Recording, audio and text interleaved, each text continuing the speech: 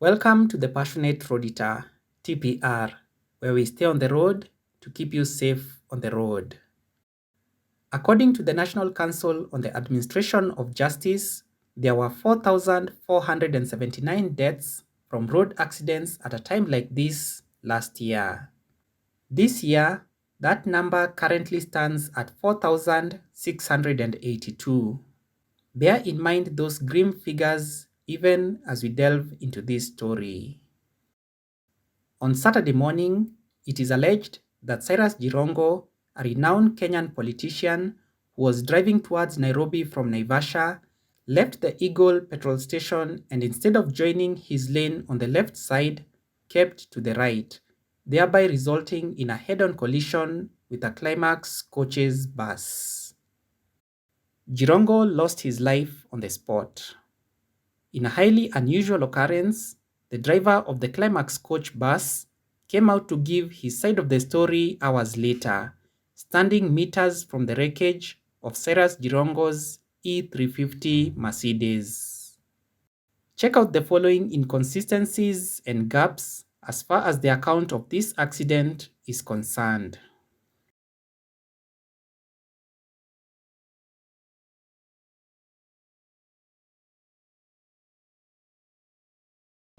Gari yangu ilikuwa na abiria 65. Tiras Kamau claims the bus had 65 passengers. How then can one explain the fact that so far, not a single passenger in the bus has corroborated Tiras' account of the accident, nor given their account of the fateful night? How did all passengers just vanish from the scene? How come there is no video from the passengers or curious onlookers of the bus being offloaded? In fact, ironically, an Easy Coach bus crashed into a stationary trailer in the wee hours of Monday morning at Ngata on the other side of the same county, that is Nakuru County.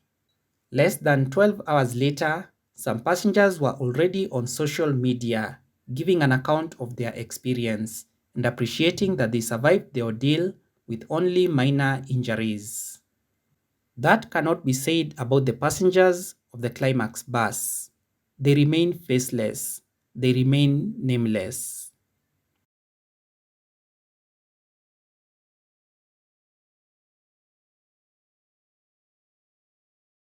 Aliingia kwa mafuta kwa barabara na akaona upande yake gari zimeweka jamu. Akaamua kuja penye niko. Tukakutana kichwa na yeye. Knowing Kenyans, how come none of those Jirongo overtook who were allegedly held up in traffic at 2 a.m. at Karai captured the scene of the accident moments after Jirongo's car crashed into the Climax Coach? Mercedes imemalizwa. This video that was posted on TikTok places the Mercedes in the middle of the highway. Missing from view is the Climax bus.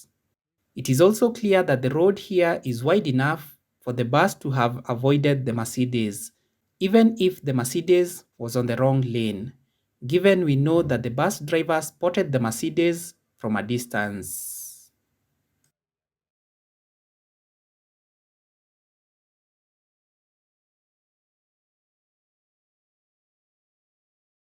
Wakati aliona upande yake ya kupanda Nairobi magari meshikana, alifanya hesabu overtake hizo gari.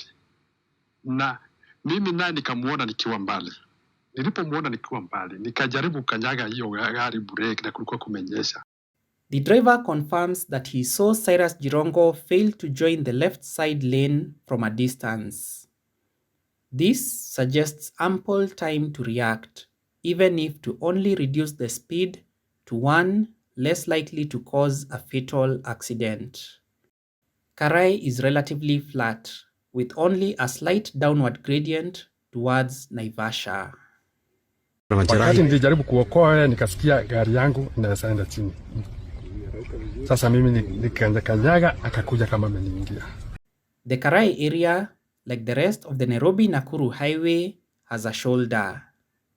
At 2 a.m., it's highly likely there was nothing preventing the bus driver from slowing down and easing onto the shoulder to avoid a head-on collision, since we already know that he saw the Mercedes from a distance.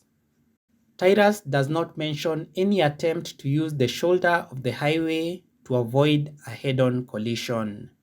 That speaks volumes. Bear in mind that the bus had just navigated a lengthy downhill section from Kinungi, which implies that if the road surface was wet, it was vitally important to go slow. First, because the brakes had already been heavily tested by the lengthy downhill. And secondly, because of the wet road surface. With his experience and carrying tens of passengers, Tiras Kamau should have known this and acted accordingly.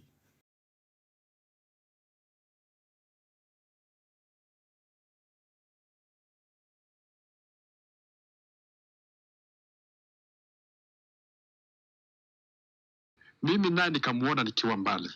Nilipomuona nikiwa mbali, nikajaribu kanyaga hiyo gari break na kulikuwa kumenyesha.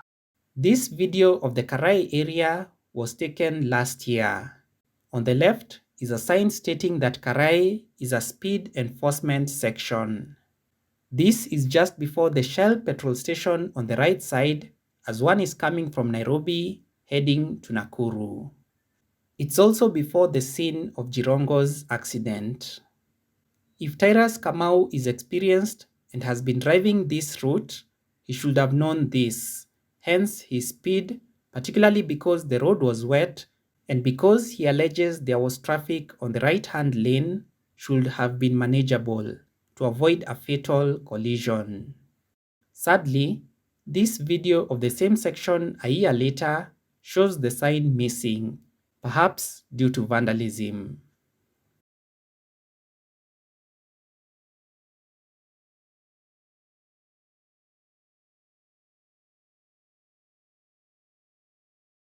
The driver alleges that Jirongo was on the wrong lane, overtaking a line of vehicles at 2 a.m., soon after exiting Eagle petrol station. TPR then wonders why no eyewitness from those motorists has stepped forward to support the account of Tiras Kamau. The Nairobi-Nakuru highway is a busy highway, day and night, but to think of Jirongo just leaving the petrol station and maintaining the wrong lane and driving straight into an oncoming bus is quite a stretch for logic to accommodate.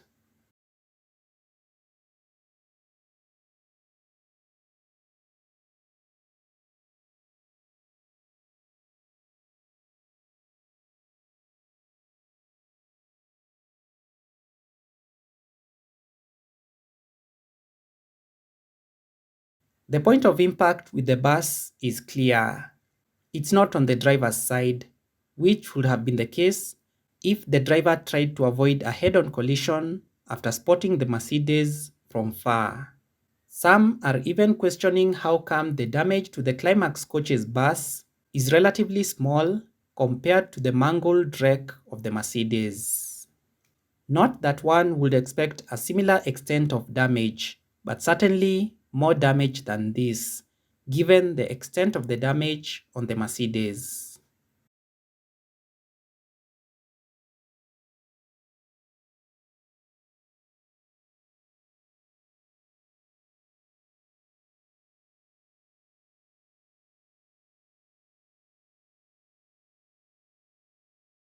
Kwa basi hakuna mtu alipata injury. Niliwauliza wote, hakuna mtu alipata injury. Askari wakawaambia kama iko mtu amepata injury, twende hospitali. The crash happened around 2 a.m. If indeed there were passengers in the bus and Tiras did not brake because the bus would have overturned, then it means at the point of impact, some passengers will still have been thrown forward, enough to cause some form of injury. That no one required medical attention is highly suspicious, in addition to the fact that of the 65 passengers, there is no post on social media supporting Tiras Kamau's account. These questions make it difficult to believe the account of Tiras Kamau.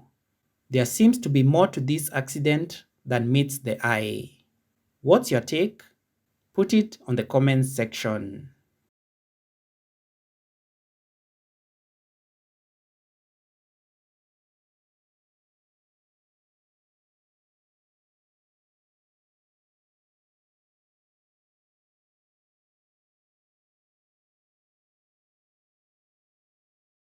Despite the Kenya National Highways Authority, KENHA, and the National Transport and Safety Authority, NTSA, knowing about the dangers associated with travel along the Karai Kayole section, the road infrastructure is yet to adopt modern and effective safety measures.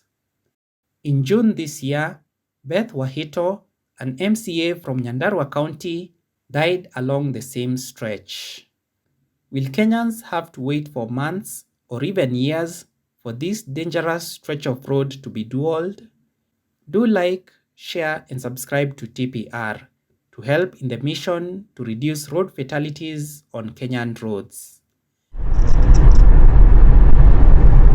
Keep it TPR for more insightful analysis of incidents on our roads. Safe travels this season.